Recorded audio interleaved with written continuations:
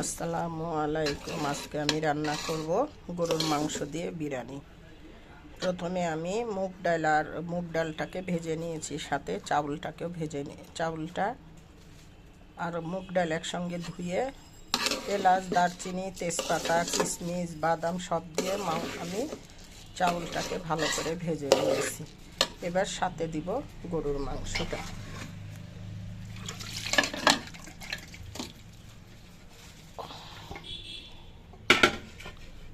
আর বিরিয়ানির মশলা দিয়ে দিয়েছি, দিয়ে আমি এটাকে এখন ভালো করে নেড়ে দেব।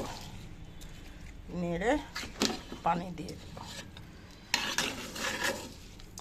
একা হাতে ভিডিও করা অনেক কষ্ট হয়।